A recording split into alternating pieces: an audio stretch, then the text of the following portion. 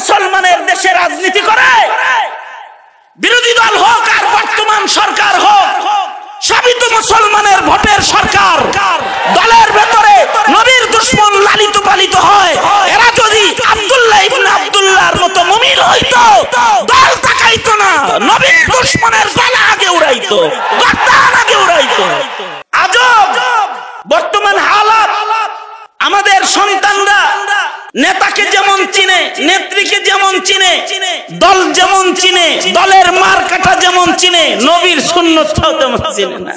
তিনি ওই পয়গম্বর হাবিবে কিবরিয়া মুহাম্মাদুর রাসূলুল্লাহ সাল্লাল্লাহু আলাইহি ওয়াসাল্লাম, তার নজরের ভিতরেও মুজিজা, তার মুখের থুথুর ভিতরেও মুজিজা, তার ইশারার ভিতরেও মুজিজা। তিনি যেদিকে তাকায় ওইদিকে কামাল আর কামাল। তিনি যাররা হাতে লয় সাহারা হয়ে যায়, কাতরা উঙ্গুলির মাথায় লাগে দরিয়া হয়ে যায়।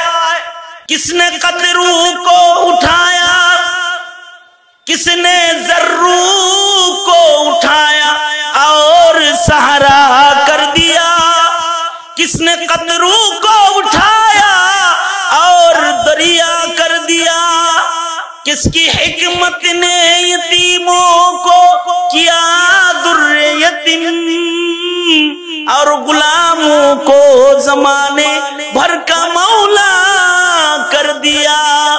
दुर्फिशानी ने तेरी कतरू को दरिया कर दिया, दिल को रोशन कर दिया, आंखों को बीना कर दिया। তুমিও নবীর আশিক, তোমার সামনে নবীর খতমে নবুয়ত কাদিয়ানীরা লয়ে যায়, তোমার সামনে রাসূলের মাহরে নবুয়তের পরে আক্রমণ, খতমে নবুয়তের পরে আক্রমণ। তোমার সামনে নাস্তিক মুরতাদের আক্রমণ হাবিবে কিবরিয়া নবীর উপরে পড়তেছে। কি জবাব দিবা হাশরের ময়দানে আল্লাহর আদালতে? আল্লাহ যদি জিজ্ঞেস করে, এরে 17 কোটি বাংলার মুসলমান, তোদের সামনে আমার হাবিব বেইজ্জত হইছে কেন? জবাব দে। तकमीले मारिफत है मोहब्बत रसूलुल्लाह की, है बंदगी खुदा की है इताअत रसूलुल्लाह की, तस्कीन दिल है सरवरे कौन मका की याद, सरमाए हयात है उल्फत रसूलुल्लाह की, इतनी सी आरज़ू बस आए रब्बे दू जहां, दिल में रहे सहरसी मोहब्बत रसूलुल्लाह की। मोहब्बतेर दलिल हलो इत्तिबा, नबीर मोहब्बतेर दाबी करो আর কাজে কর্মে নবীর উল্টা চলো। मोहब्बत तो दाबीदार किंतु तासिर रसूला, नबी पाकेर बिरोधिता करो আর খালি মুখে মুখে মোহাব্বতের দাবি করো। এটাই কি তোমার ঈমান? অথচ নবীজিকে কতটুকু মোহাব্বত করতে হবে? নবীজি বলেন, যতক্ষণ পর্যন্ত তুমি আমাকে সবচেয়ে বেশি মোহাব্বত না করো, অর্থাৎ মায়ের চাইতে, বাবার চাইতে, ভাইয়ের চাইতে, ছেলের চাইতে, সকলের চাইতে, হাত্তা কে তোমার নফসের চাইতে, জানের চাইতেও নবীজিকে মোহাব্বত সর্বোচ্চ না দেওয়া পর্যন্ত ঈমানদারের দপ্তরে, কামেল মুমিনের দপ্তরে তোমার নাম যাবে না।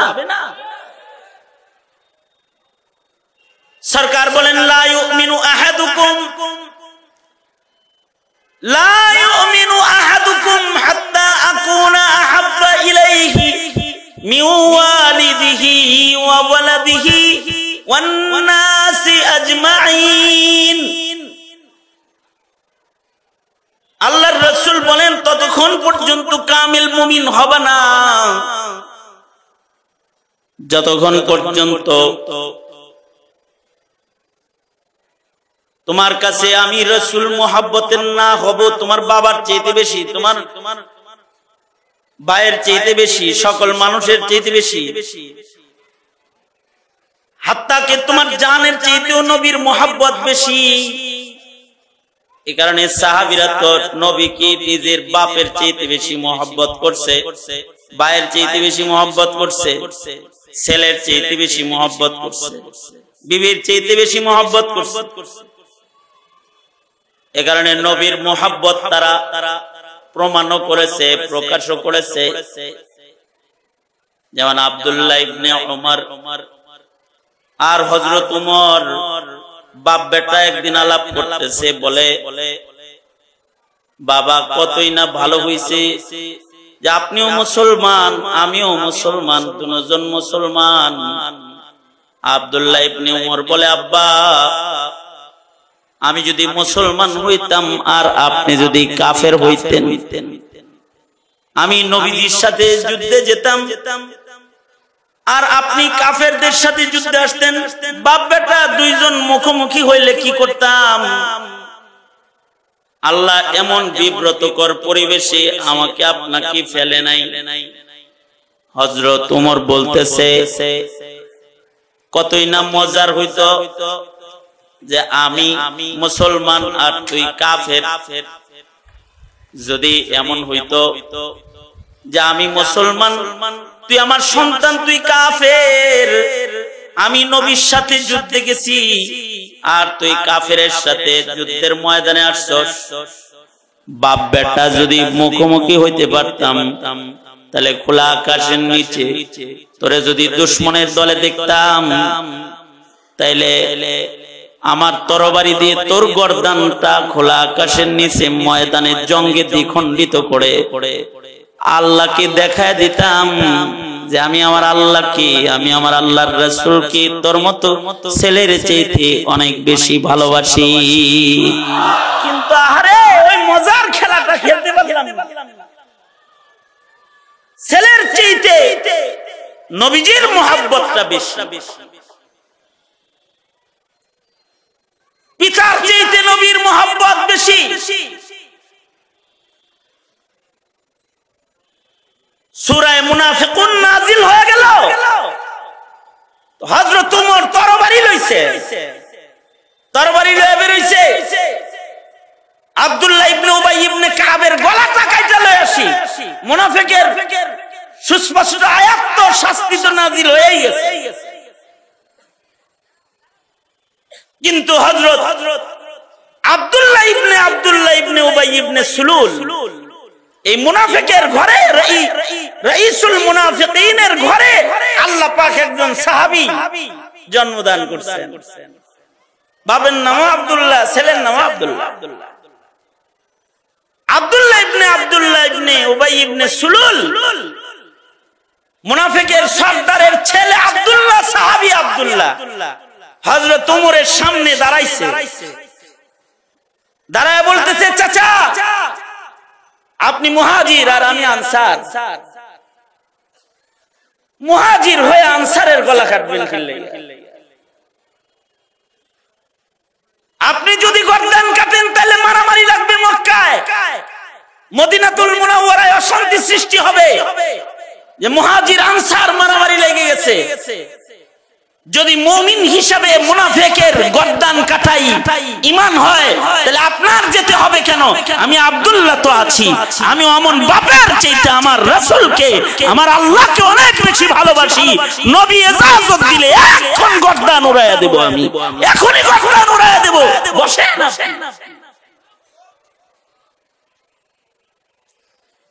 এটা হলো মুহাব্বত, নবীর মুহাব্বত। এখন দলের মুহাব্বত যত, নবীর মুহাব্বত তত না। দলের ভেতরে নবীর দুশমন প্রশ্রয় দেওয়া যায় বর্তমান সমাজের মুমিনের জন্য। এই নাস্তিক মুরতাদ যারা মুসলমানের দেশে রাজনীতি করে, বিরোধী দল হোক আর বর্তমান সরকার হোক, সবই তো মুসলমানের ভোটের সরকার। দলের ভেতরে নবীর দুশমন লালিত পালিত হয়। এরা যদি আব্দুল্লাহ ইবনে আব্দুল্লাহর মতো মুমিন হইতো, দল তাকাইতো না, নবীর দুশমনের গলা আগে উড়াইতো, গর্দান আগে উড়াইতো, গর্দান উড়াইতো।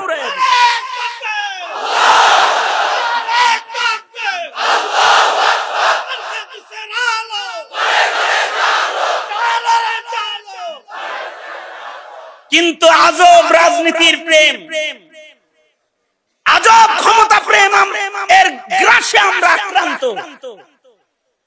রাজনৈতিক ছবলে আজ ঈমান। যদি বলি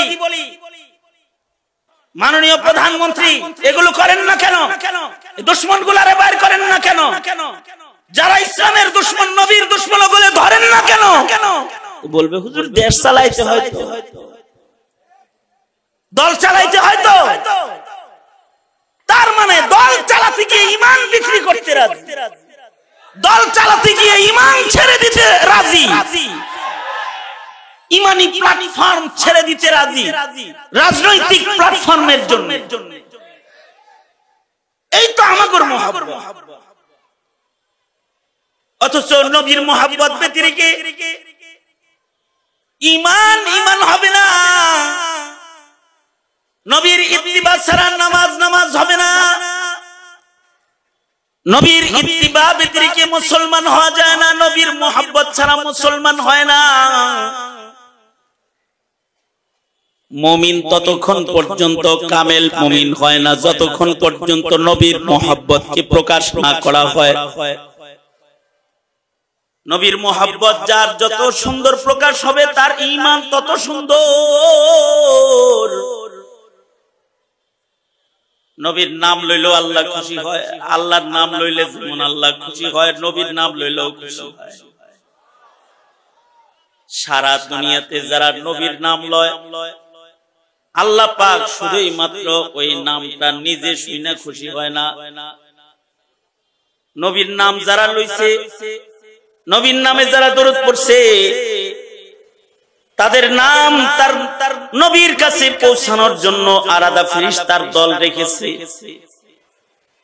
আল্লাহ পাকের এমন এক দল ফেরেশতা আছে যারা জমিনে ঘুরে কোথায় নবীর নাম উম্মত লইছে অথবা নবীর নামের দরুদ উম্মত পড়েছে, তো তার নাম সাথে সাথে রওজা আতখানে পৌঁছে দেয়, ঠিকানা সহ পৌঁছে দেয়।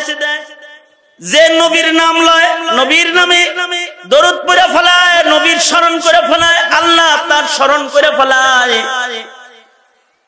নবীর নাম নিলেও আল্লাহ পাক খুশি হয়, নবীর নাম নামাজে না নিলে নামাজ কবুল হয় না। দরুদ শরীফ না পড়লে নামাজ পূর্ণ হয় না। নবীর প্রেম ব্যতিরেকে ইবাদত হয় না। আমার আপনার নবীর নাম আল্লাহ পাক রাখছে মুহাম্মদ।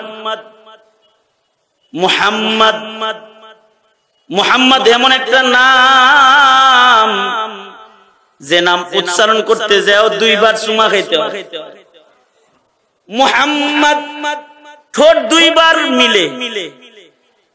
পৃথিবীতে কোন নাম এত সুন্দর নয় যে নামে দুইটা চুমা হয়। মুহাম্মদ নামে দুইটা চুমা হয়।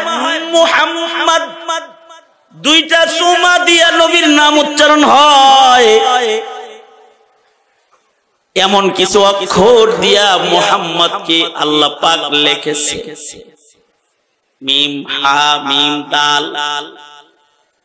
মুহাম্মদ লেখার চিত্রটা যেমন মুমিনের সেজদার চিত্রটাকে আল্লাহ পাক ওইরকম বানাইছে।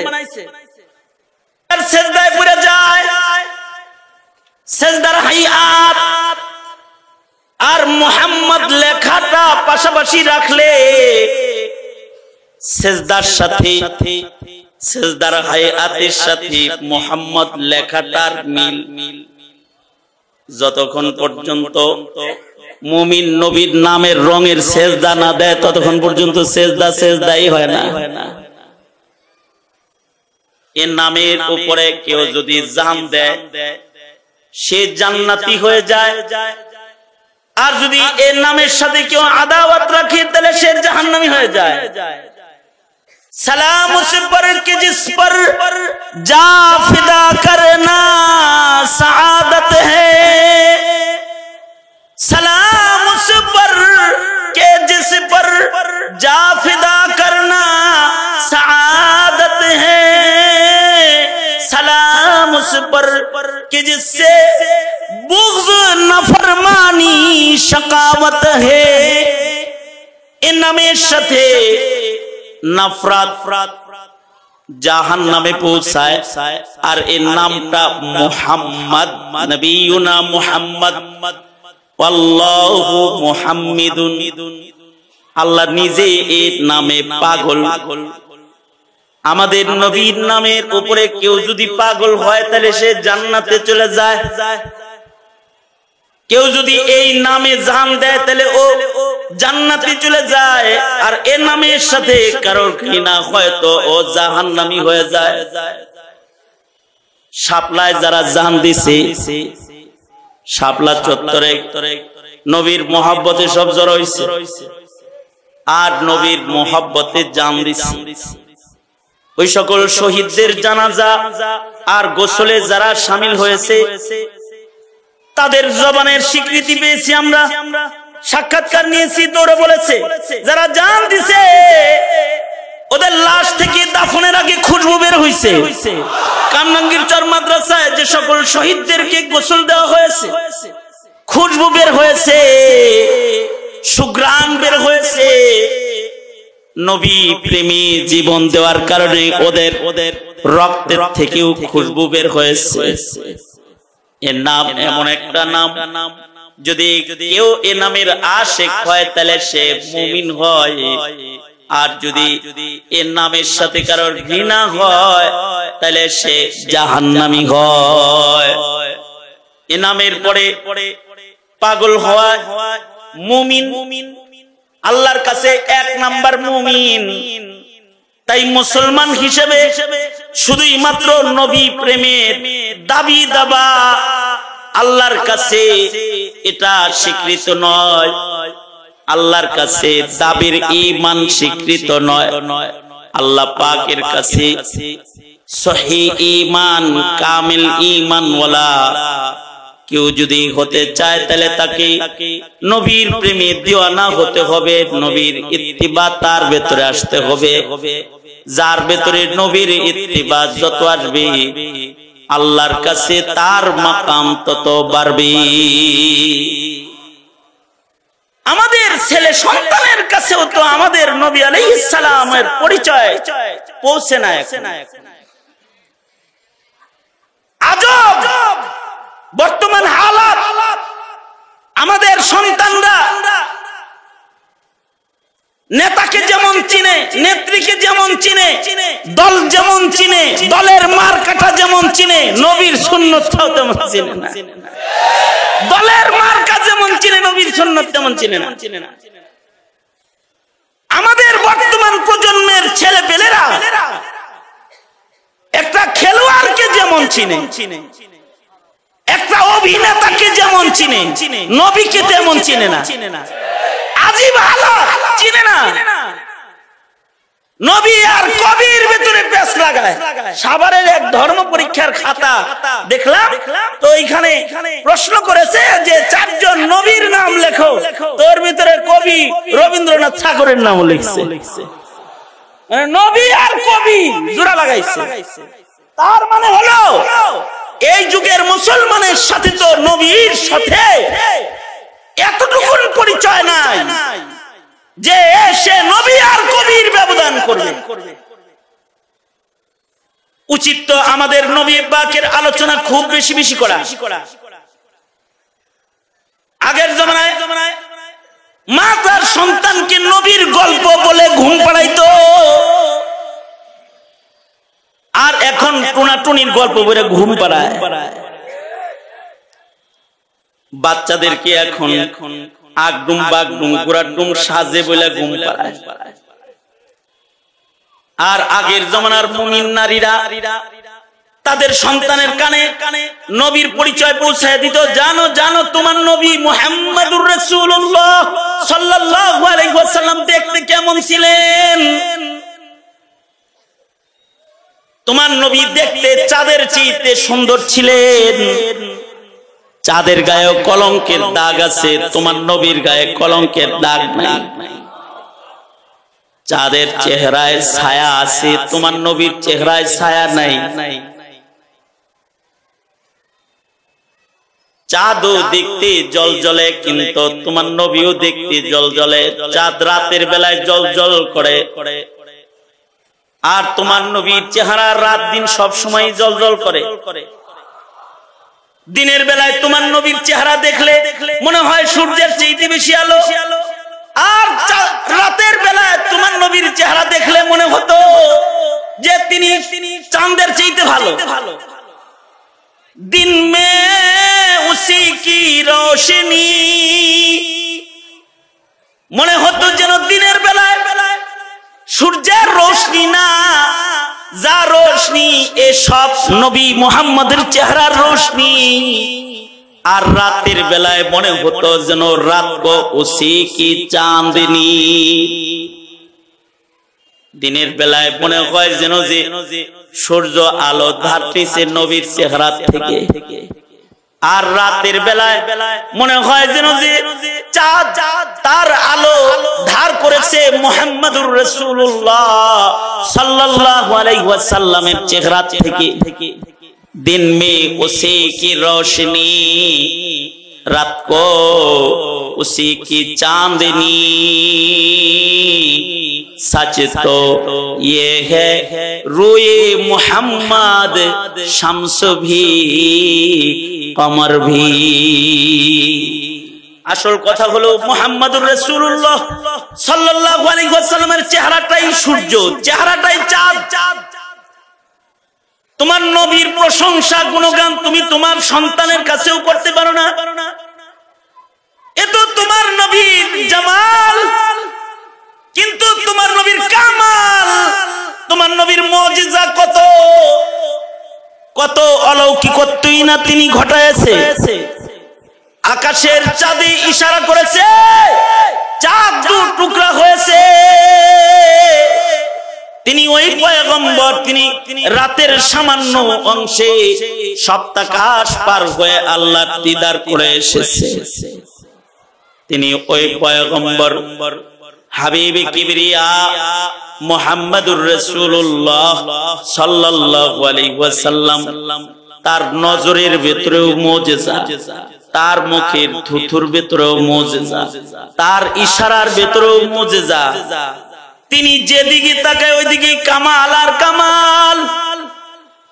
তিনি যাররা হাতে লয় সাহারা হয়ে যায়, কাতরা উঙ্গুলির মাথায় লাগে দরিয়া হয়ে যায়। কিসনে কতরু কো উঠায়া, কিসনে জর্রু কো উঠায়া और सहारा कर दिया।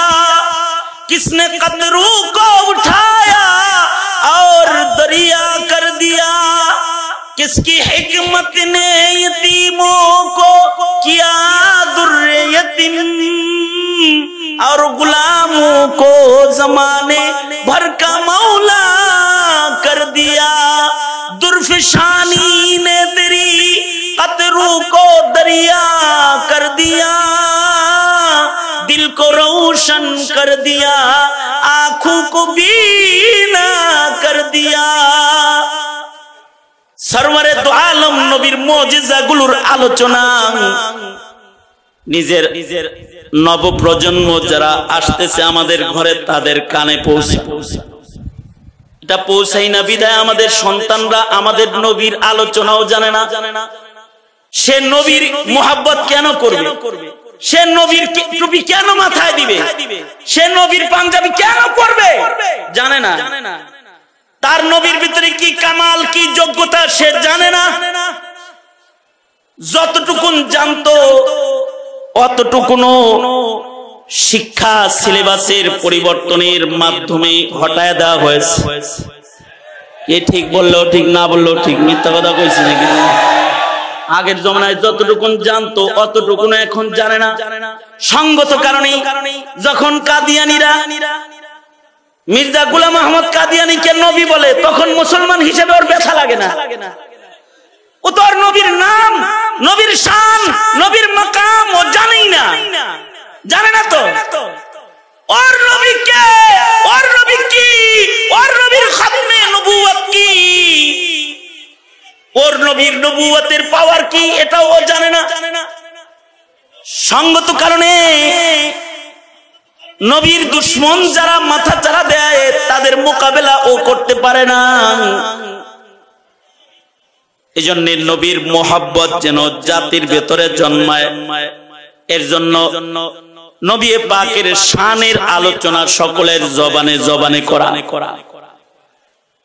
নবীর শান শুধুমাত্র মিলাদ বললে পরে শান প্রকাশ হয় না, নবীর আলোচনা করতে থাকা, নবীর গুণগান গাইতে থাকা, নবীর ইতিহাস, নবীর জীবনী সন্তানদের কানে পৌঁছায় দিতে থাকা। যত বেশি নবী পাকের মোহাব্বত প্রজন্মের হৃদয়ে জন্ম নিবে, তত বেশি অনুকরণ প্রজন্মের হৃদয়ে আসবে। আগের জামানার মানুষ যারা তারা রাসূলকে চিনত, তাই মরার আগে হলেও নবীর একটা হুকুম মানার আগ্রহ তাদের জীবনে জন্মাইতো। তুমিও নবীর আশিক, তোমার সামনে নবীর খতমে নবুয়ত কাদিয়ানীরা লয়ে যায়, তোমার সামনে রাসূলের মাহরে নবুয়তের পরে আক্রমণ, খতমে নবুয়তের পরে আক্রমণ, তোমার সামনে নাস্তিক মুরতাদের আক্রমণ হাবিবে কিবরিয়া নবীর উপরে পড়তেছে। কি জবাব দিবা হাশরের ময়দানে আল্লাহর আদালতে? আল্লাহ যদি জিজ্ঞেস করে, এরে 17 কোটি বাংলার মুসলমান, তোদের সামনে আমার হাবিব বেইজ্জত হইছে কেন? জবাব দে। কি জবাব থাকবে সেদিন আল্লাহর আদালতে কিবরিয়াতে? এই যে মোহাব্বতটা, নবী পাকের মোহাব্বতটা, প্রেমটা, এটা ঈমান।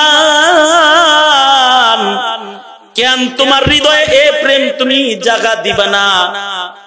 এই প্রেম তো গাছের ভিতরেও ছিল, এই প্রেম তো পাহাড়ের ভিতরেও ছিল। উহুদ পাহাড়ও নবীর প্রেম প্রকাশ করেছে। তুমি উম্মত হয়ে নবীর প্রেম প্রকাশ কেন করবা না? তুমি কি কখনো নবীর সাথে জান্নাতে যাওয়ার আশা বাসনা নিজের হৃদয়ের ভিতরে আনছো? যদি তোমার হৃদয়ে নবীর সাথে জান্নাতে যাওয়ার আশা, তাহলে তুমি নবীর সুন্নাত কাইটা ডাস্টবিনে ফেলতে পারতা না। তুমি নবীর সুন্নতকে গালি দিতে পারতা না, তুমি নবীর সুন্নতকে গায়ের থেকে খুলে ফেলতে পারতা না, তুমি রাসূলের সুন্নতওয়ালাকে আর চোখে দেখতে পারতা না, টুপিওয়ালা, দাড়িওয়ালা, জঙ্গি এগুলো বলতে পারতা না। তুমি যদি রাসূলকে ভালোবাসতা আর যদি রাসূলের সাথে তুমি জান্নাত চাইতা, তাহলে নবীর এই সুন্নতকেও তুমি মোহাব্বত করতা। আল্লাহওয়ালা আকাবির বুজুর্গরা খুঁটে খুঁটে খুঁটে খুঁটে নবীর সুন্নতের উপর আমল করেছে। নবীর জীবনের একটা হারিয়ে যাওয়া সুন্নাত এইটাকে জীবিত করেছে। যেমন কাসেম নানতুবি রাহমাতুল্লাহি আলাইহি, ওনার পরে যখন ইংরেজদের ওয়ারেন্ট জারি হয়ে গেল, যেখানে পাও সেখানে ধরো, গ্রেফতার করো, ফাঁসি দাও, 3 দিন কাসেম নানতুবি পালিয়ে রইলেন। 3 দিনের মাথায় আবার মসজিদে নববীতে উনি হাজির, উনি মসজিদের ভেতরে হাজির নামাজ পড়ার জন্য। সেটা মসজিদে হাজির হয়ে নামাজে হাজির হয়ে গেছে। সবাই বলে, ওগো কাসেম, আপনি ওয়ারেন্টের আসামি, আপনি নামাজে আসছেন কেন? কাসেম নানতুবি বলে, কি তোমরা কি মনে করেছো জানের ডরে পালাইছি এটা মনে করছো নাকি? তোমরা জান বাঁচানোর জন্য পলায়ন করছি এটা মনে করছো নাকি? আমি নবীর সিরাত পড়েছি, নবীর সিরাত পড়ে দেখছি, আমার নবীর জীবনে 3টা রাত্রি এমন আছে যে 3 রাত্রি আল্লাহর রাসূল আত্মগোপন করেছিলেন গারে সৌরে। এজন্য আমার জীবনে এই সুন্নতটার আমলটা সেট করার জন্য এই 3 দিন আমি পালায়েছিলাম, আর পালাবো না। যখন ওনারা এমন সুন্নতের উপরে আমল করেছে, আল্লাহ পাকের ভালোবাসা তাদের উপরে আসছে এমন যে বৈশা রয়েছে, দুশমনরা আসে কিন্তু চোখে দেখে না। দুশমনরা এসে ছাত্রদেরকে বলে, মৌলভী কাসেম কাহা হ্যায়? ছাত্ররা বলে, দেখোস না চোখে, সামনেই তো। কই কই দেখতেছে না। কারণ হলো ভালোবাসা, মুহাব্বত তো উপর থেকে আইতেছে। এখন সুন্নতের আমলের কারণে ইউহিব্বুকুমুল্লাহ, আল্লাহ যে ভালোবাসবে এটা দেখাইতেছে। তো এ কারণে মারিফতের দাবি সুন্নতের মাধ্যমে করো। তাকমিলে মারিফত হে মুহাব্বত রাসূলুল্লাহ কি है, बंदगी खुदा की है, इताअत रसूलुल्लाह की तस्कीन दिल है, सरवरे कौन मका किया सरमाए हयात है उल्फत रसूलुल्लाह की, इतनी सी आरज़ू बस आए रब्बे दू जहां, दिल में रहे सहर सी मोहब्बत रसूलुल्लाह की। তাই হৃদয়ের ভেতরে নবীর মহব্বতটা সর্বোচ্চ প্রকাশে একমাত্র পদ্ধতি হলো নবীর অনুকরণ। ইনশাআল্লাহ আজ থেকে নিজের জীবনে সুন্নতের অনুকরণ বাড়ায় দেব ইনশাআল্লাহ। জোরে করে বলেন ইনশাআল্লাহ।